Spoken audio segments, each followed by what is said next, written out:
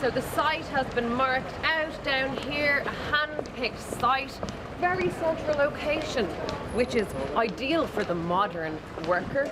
These people are protesting outside the office of private equity company, or to use their phrase, a vulture fund. These financial organisations buy property and evict the tenants, who then say they're threatened with homelessness.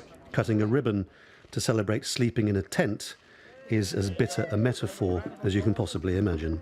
It's generally gentrification and mass evictions where people are being forced out because the low and middle income earners are being forced out of the city because they can't afford to live in the city because of loopholes in the legislation which facilitate these guys who don't pay any tax and earn their rental income and extract massive profits, and there's a lot of faceless individuals behind these companies. At the end of the road is the Irish Parliament, where a quarter of government ministers are themselves landlords. Politicians sympathetic to the renters say they can get nowhere with legislation to protect the poor.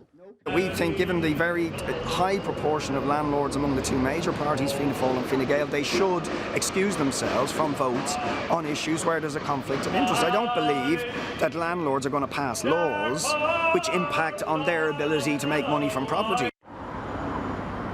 This housing crisis is a reflection of Dublin's entire business model, which is to entice tech giants like Facebook, Google and the rest on the promise that Ireland is a tax haven.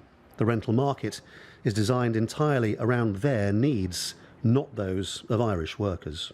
The bottom line is that campaigners say that the economics of Dublin's housing market have created a sort of social apartheid in which property becomes only the preserve of the rich, who buy and then rent either to wealthy outsiders or foreign tourists on short-term lets. And gradually, Dublin's working poor become priced out of their own city. Demand outstripping supply means renting one of these tiny cottages in Dublin would set you back nearly $2,000 a month. Peter's lived in one for 13 years. His landlady wants him to leave, and he's facing spending 2/3 of everything he earns on rent somewhere else. That's the normal now, like, you know, 60, 70, 80%. What, of people's income, yeah. spent on rent? Yeah. One of the unions did a... But what would you do if you had to spend 70% of your whole income on rent? Could you afford to live in Dublin or not? No, you couldn't afford to live in Dublin. It's unviable. So what would you do then? Did you just move out of town? You'd have to move down the country, like, you know. You'd have to move to a cheaper area, like. And so as Ireland tries to draw foreign workers in, so the housing crisis balloons.